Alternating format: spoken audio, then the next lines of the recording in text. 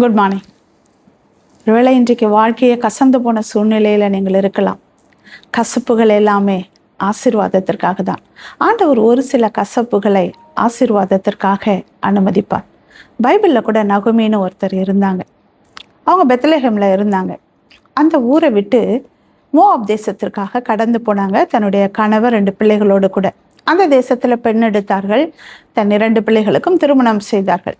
நாட்கள் கடந்த போது அந்த கணவர் இறந்து போனார். 2 பிள்ளைகளும் இறந்து போனாங்க.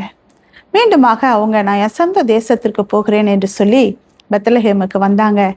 வருகிற பொழுது எல்லாவற்றையும் இழந்து போயிட்டு வெறுமையாய் வந்தாங்க. ஒரே ஒரு மருமகள் ரூத்தோடு கூட.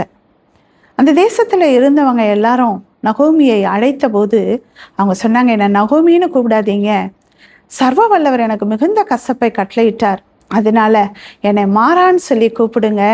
நான் நிறைவோடு கூட போனேன், எல்லாவற்றையும் இழந்து போயிட்டு இன்றைக்கு நான் வெறுமையாய் வருகிறேன் என்று. நிச்சயமாய் அவர்கள் வெறுமையாக வரலை, ரூத்தோடு கூட வந்தாங்க.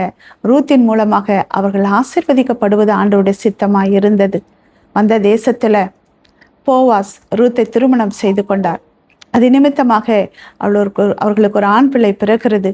அந்த பிள்ளையை பார்த்து இப்பொழுது எல்லாரும் நகோமியை பார்த்து சொன்னாங்க, ஆண்டவர் உன் சந்ததியை பெருக பண்ணினார், இந்த பிள்ளை நிமித்தம் உன் சந்ததி இன்னும் அதிகமாய் பெருகும், இவன் உன் ஆத்துமாவுக்கு ஆறுதலாய் இருப்பான், முதிர் வயதில் உன்னை ஆதரிக்கிறவனாய் இருப்பான், உன் பிள்ளைகளை காட்டிலும் இவன் உனக்கு அருமையாய் இருப்பான் என்று சொல்லி எந்த வாழ்க்கை கசந்து போனதோ அதே வாழ்க்கை மதுரமாக மாறினது.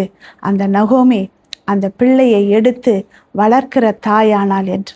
இன்றைக்கு உங்களுடைய வாழ்க்கையில் கசப்புன்னு நீங்கள் நினைக்கிறீங்கல்ல, அந்த கசப்பை கர்த்தர் ஆசீர்வாதமாய் நிச்சயமாக மாற்றுவார்.